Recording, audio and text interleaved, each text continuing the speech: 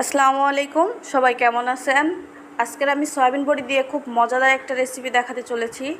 প্রথমে গরম পানি দিয়ে বেশ কিছুক্ষণ ভিজিয়ে রাখবো, যাতে ভিতরের ময়লাগুলা বেরিয়ে আসে আর সয়াবিন বড়িগুলো একটু নরম হয়ে যায়। দেখুন, এ পর্যায়ে সয়াবিন বড়িগুলো বেশ কিছুক্ষণ ভিজিয়ে রাখার পরে একটু নরম হয়ে এসছে। এবার আমি জিরা, রসুন আর পেঁয়াজ একসঙ্গে ব্লেন্ডার করে নেব। আপনারা চাইলে শিলপাটায়ও বাটতে পারেন। ব্যাস, মশলাগুলো বাটা হয়ে গেল। এবার সয়াবিন বড়ি থেকে খুব ভালোভাবে আমি পানিগুলো নিংড়িয়ে নিচ্ছি। নিংড়ানো শেষ হলে আমি কড়াইতে তেল দিয়ে দিলাম। তেলের উপরে জিরা ফোড়ন দিলাম, আর যে মশলাটা বেটেছিলাম সেটা তেলের উপরে দিয়ে দিলাম।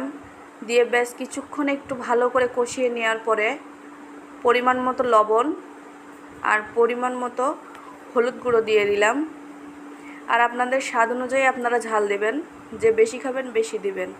এবার মশলাটা খুব ভালোভাবে কষানোর পরে ব্যাসেতে সয়াবিন বড়িগুলো দিয়ে দেব আর খুব ভালো করে কষাবো যতক্ষণ না পর্যন্ত মশলার সঙ্গে সয়াবিন বড়িগুলো খুব ভালোভাবে মিশে যায়।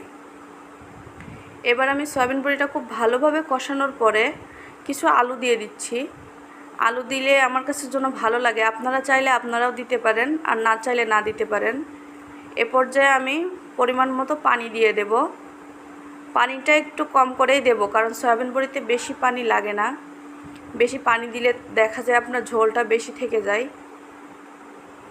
এবার বেশ ভালো করে বলক আসার পরে দেখুন, যখন ঝোলটা একটু কমে আসবে তখন আমি সয়াবিন বড়ির উপরে জিরা গুঁড়ো, ধনিয়া গুঁড়ো আর গরম মশলা গুঁড়ো দিয়ে ব্যাস একটু নাড়াচাড়া দিয়েই কিছুক্ষণ জাল করে নিলেই হয়ে যাবে আমাদের সয়াবিন বড়ির এই রেসিপিটা। আশা করি আপনাদের ভিডিওটি ভালো লেগেছে। যদি ভালো লাগে অবশ্যই বাসায় রান্না করে খেয়ে দেখবেন। আর ধন্যবাদ কষ্ট করে আমার ভিডিওটি দেখার জন্য।